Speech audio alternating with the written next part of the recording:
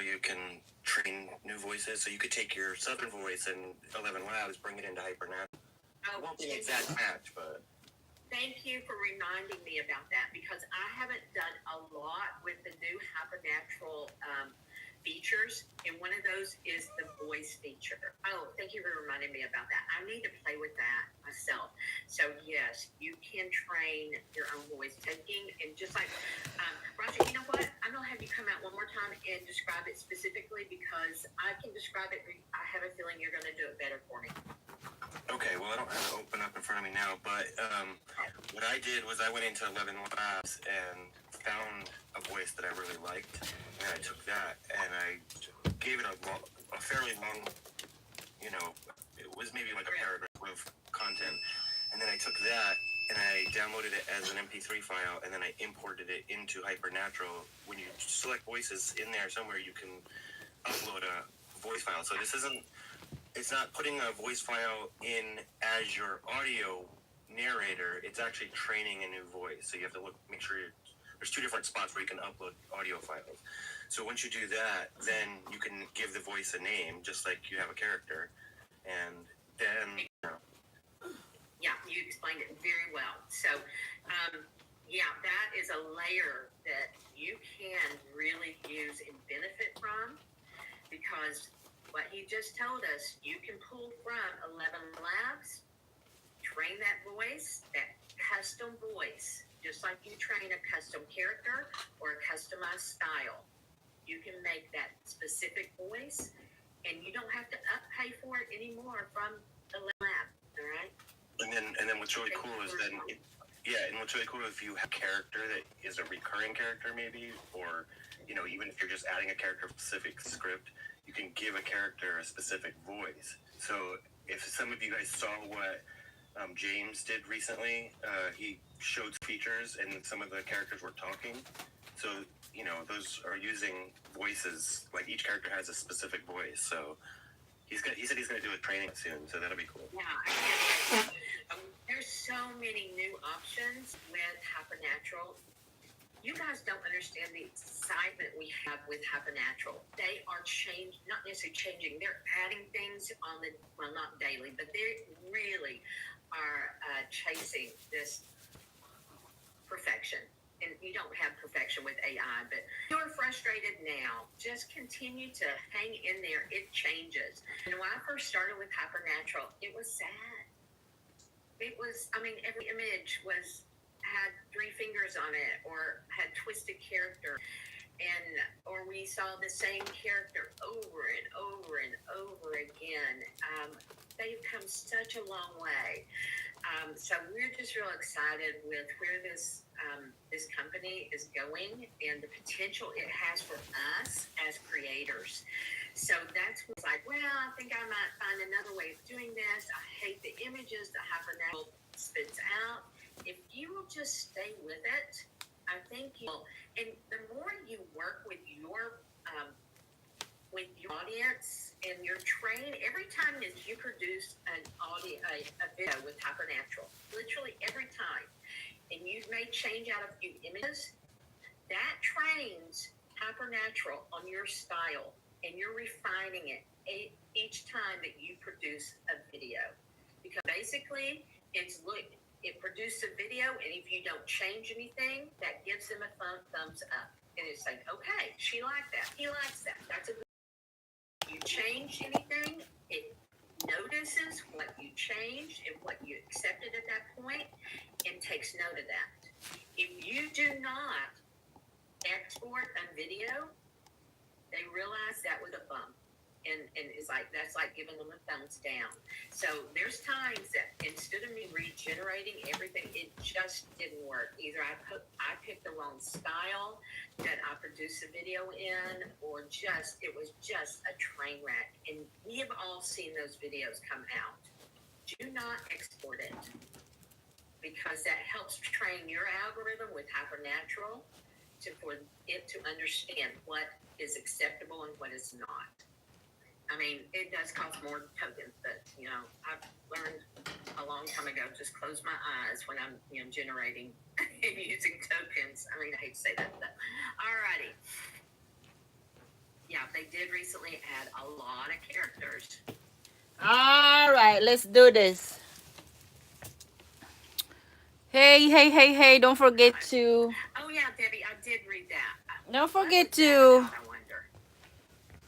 You know, AI things glitch. They do. When I keep my chat GPT this morning, I don't know what is going on with it. It was bad. And it may be on my end, and thinking that maybe I need to change my chat threads or whatever. I hardly ever, I change my chat threads real often, so I don't run out of memory space. But I don't know. It may have just been my Wi-Fi, but it was bad.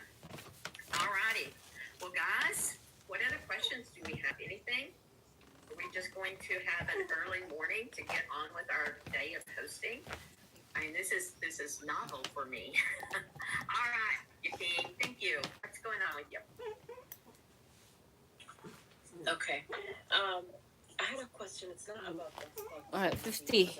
Let's do this, you guys. I'm getting close to about 8. Hi, James. How are you, Canty? So I'm thinking about What? when I reach that 10,000 mark. Couple of things. I know we want that 60-second length of video. And I find sometimes my content is a little bit longer. What is the downside to having like a 72 or 75-second script versus one that's 60 or 61 seconds? Okay. And James used to tease me about me being the analytics girl, that I only did anything by looking at the data. Okay. So the longer that you make your scripts, the percentage goes down with retention. So if someone stays on your script for 10 seconds, and you have a 100-second video, they're only staying there 10% of the time. Okay? But if you have a video that is 50 seconds, they're staying there 20% of the time. Well, TikTok looks at that percentages and says, okay, she's able to keep people on this content for longer, even though it's not really longer, it's still the 10 seconds. But when you make shorter videos, that retention looks better. And so that's one of the thresholds that TikTok judges to continue to push your content out, right? But definitely 60 seconds. James, in his course, talks about produce 70-second videos, and the reason he really hones in on that, because it used to see what that length of video looks like, and we can start saying that was not long enough. If it gives us a 52-second script, we kind of notice that wasn't long enough. And so we're going to go back to the starting line and get it before we recognize it in TikTok, before we start to press export and realize, oh my gosh, this script is only 52 seconds. You can keep yourself from disqualifying a video earlier on. So that's why he trains at 70 seconds.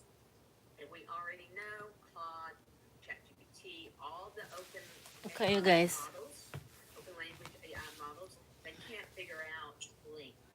Whether you're asking for characters, how many characters you want in a script, like JD, teaches about, or whether you're talking about seconds, or however, or words. There's a lot of different ways to ask for specific lengths. Hey, you guys. Let's get ready. Yourself on seeing that script written out, and it's like, that doesn't look long enough. And whatever your technique is to get the script as close to 60 seconds as possible, over 60 seconds as possible, is going to serve you better. But yeah, if you have something over 70 seconds or a minute and a half, don't do minute and a half videos. It's wasted. It's wasted in your time producing it. People are not staying on it. And yeah, so the shorter the video, the better. But when I say shorter, the closer to 60 seconds, the better. Okay? Thank you. I had a follow-up question to that. I know there's I saw a couple people talk about it's at like 59 points, Okay. whatever second. What were the strategies to like, let's say you already uploaded it, you already exported, and it's in TikTok, and you did everything, and then you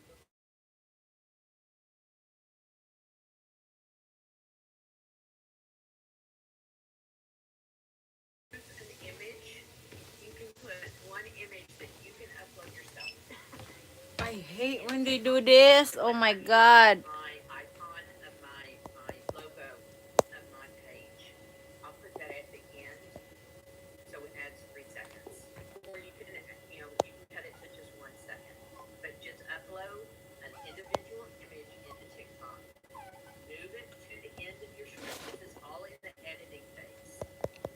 Okay, this is not after you post it. After you post it, you're well. There's a lot of. I mean, you can go back and edit it at that point, but you better do it within a couple of seconds. If you even let it run for 5 minutes to discover it, if you go back and edit, delete and edit, you're choosing that delete and edit in TikTok, you're going to lose any kind of engagement or views. They're already on that piece of content. It's going to reset it to 0, and a lot of times it stunts. So that's why I keep my logo handy to extend my script time.